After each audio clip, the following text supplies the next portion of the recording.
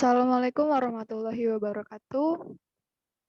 Selamat siang semuanya. Yang terhormat, Uci Mayati Solihah dan juga teman-teman semua. Hari ini kami dari kelompok 5 akan membawakan materi mengenai epidemiologi penyakit tumbuhan. Tapi sebelumnya kami akan memperkenalkan diri dulu. Saya sendiri, Anissa Firdaus dengan NIM 172. Kemudian ada Yunita Dwi Susanti dengan NIM 173.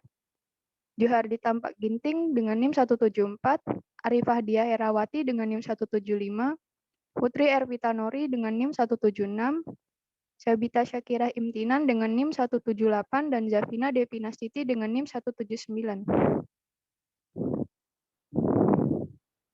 Selanjutnya mengenai pengertian.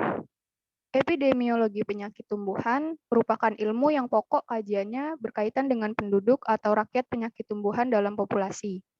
Nah, dalam mempelajari populasi penyakit tumbuhan, epidemiologi penyakit tumbuhan memfokuskan diri pada memahami perubahan populasi penyakit dalam kaitan dengan perubahan waktu dan perubahan tempat dalam ruang dan berbagai hal lain yang berkaitan dengan perubahan tersebut. Selanjutnya mengenai cara patogen menyerang inang tumbuhan. Yang pertama adalah dengan tekanan mekanik patogen terhadap jaringan inang. Dilakukan dengan cara masuk melalui lubang, baik itu lubang alami atau lubang yang dibuat dengan melukai tanaman untuk membuat lubang. Biasanya dilakukan oleh beberapa jamur, nematoda, dan tumbuhan tingkat tinggi parasit.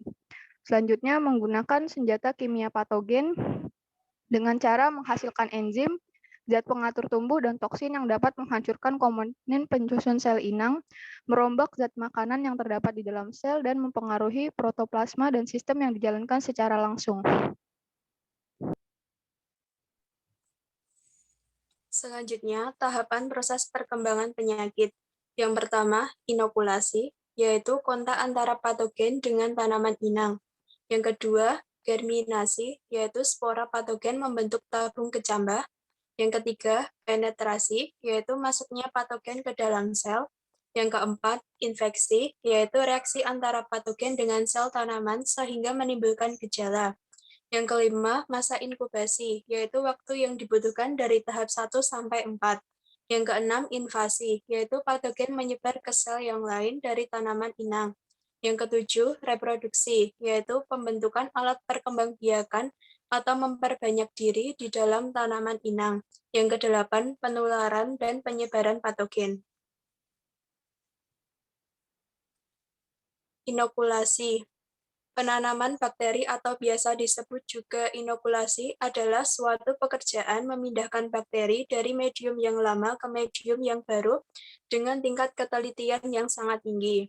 Sumber inokulum atau patogen yaitu A. Tumbuhan hidup yang terinfeksi, B. Sisa-sisa tanaman yang terinfeksi, C. Tanah yang terinfeksi, D. Benih atau materi bakal tanaman yang terinfeksi, E. Wadah, area penyimpanan, alat yang terinfeksi, F. Serangga atau agen hidup lain yang terkontaminasi.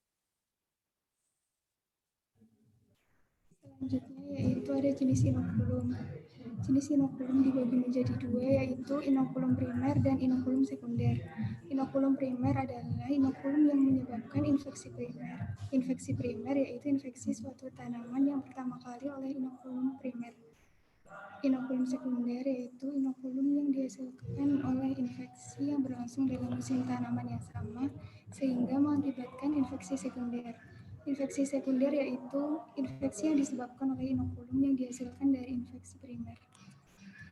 Penyebaran inokulum ada tiga, yaitu airborne atau tular udara, soilborne atau tular tanah, dan terbawa serangga.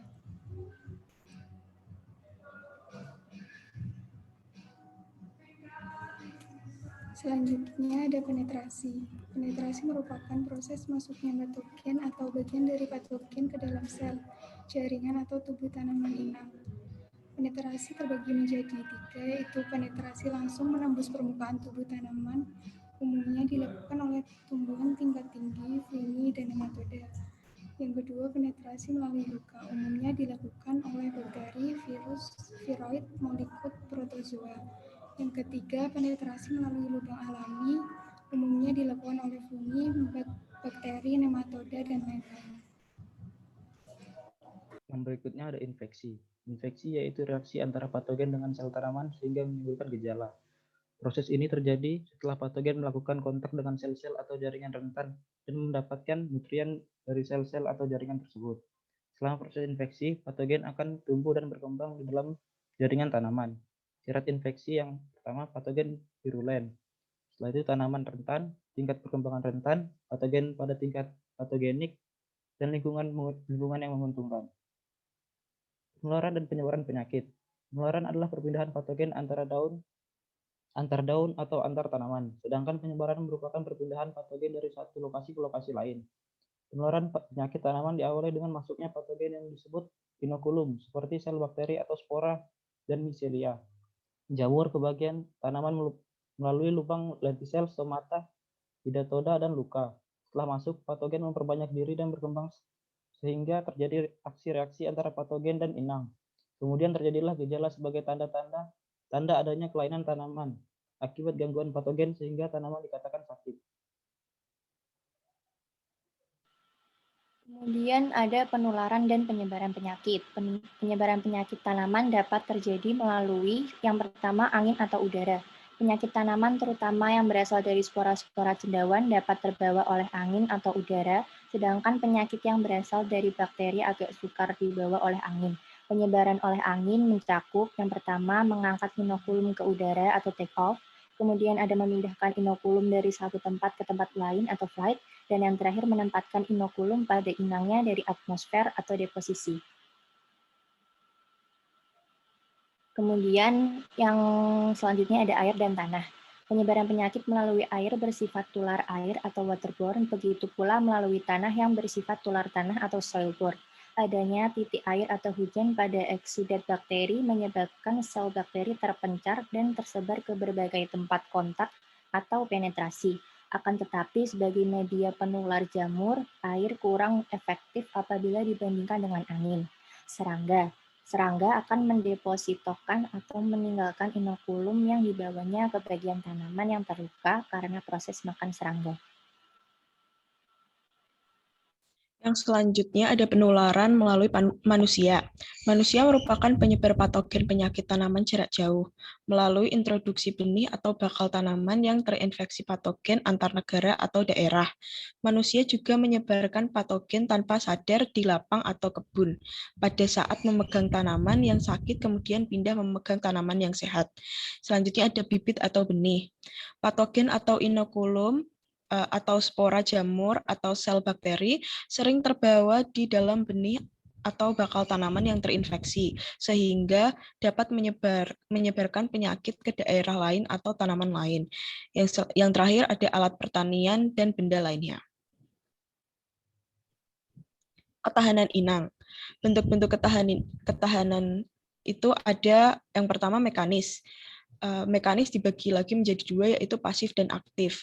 Pasif meliputi struktur morfologi tumbuhan yang menyebabkan sukar diinfeksi patogen, seperti kutikula tebal pada epidermis, adanya lapisan lilin, dan mulut kulit sedikit. Contohnya, lentisel cepat bergabus pada umbi kentang sehingga tahan karat. Yang selanjutnya ada aktif. Aktif hanya bekerja setelah inang menginvasi patogen, seperti hasil interaksi antara sistem genetik tumbuhan inang dengan patogen dan reaksi ketahanan yang bersifat histologi. Contohnya seperti terbentuknya gum dalam atau sekitar bagian terinfeksi dan terbentuknya sel gabus pada ubi jalar terhadap Alsinoe batatas. Selanjutnya ada ketahanan inang. Bentuk-bentuk ketahanan yang kedua adalah ketahanan kimiawi, yakni dibagi menjadi dua, pasif dan aktif. Pasif diantaranya susunan kimiawi kandungan sel tanaman yang tidak cocok bagi patogen, adanya substansi yang menghambat enzim pektolitik dan hidrolisis patogen, tidak tersedianya senyawa tertentu bagi patogen, tumbuhan tidak peka terhadap toksin patogen. Contohnya, kandungan pula reduksi kurang pada umbi kentang sehingga tahan bisik dan lunak. Yang aktif, yakni hasil interaksi inang dengan patogen, reaksi hipersensitif, detoksifikasi toksin patogen, pembentukan fitoaleksin penghambat perkembangan patogen. Kemudian ada ketahanan fungsional, yakni terhindar dari serangan patogen karena tidak sesuai dengan fase patogen yang sedang tumbuh dan karena lingkungan tidak cocok atau tidak mendukung patogen untuk tumbuh.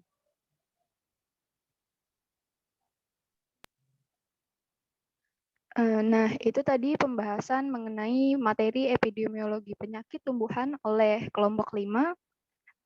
Untuk pertanyaan bisa dituliskan di kolom komentar di bawah. Terima kasih atas perhatiannya. Kurang lebihnya mohon maaf. Assalamualaikum warahmatullahi wabarakatuh.